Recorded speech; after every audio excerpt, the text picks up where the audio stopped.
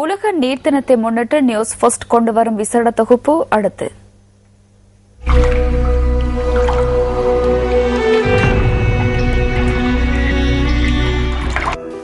ஐக்கிய நாடுகளின் தரவுகளுக்கமைய கடந்த நூற்றாண்டுடன் ஒப்பிடுகையில் நீரை பயன்படுத்துகின்ற சனத்தொகை வளர்ச்சி வேகம் 2 மடங்காக அதிகரித்துள்ளது.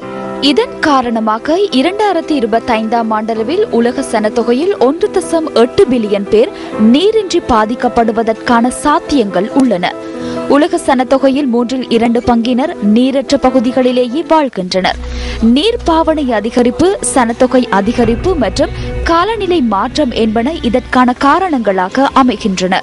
ஐக்கிய நாடுகளின் அறிக்கைகளுக்கமைய நீர் மாசடைதலால் அபிவிருத்தி அடைந்து வரும் நாடுகளில் நோய் தொற்றுகள் அதிகரித்துள்ளதாக தெரிவிக்கப்பட்டுள்ளது. அதனால் சிறந்த ஒரு எதிர்காலத்துக்காக நீர் வளத்தை பாதுகாப்பதற்கான நடவடிக்கையை நாம் இன்றிலிருந்தே ஆரம்பிக்க வேண்டும்.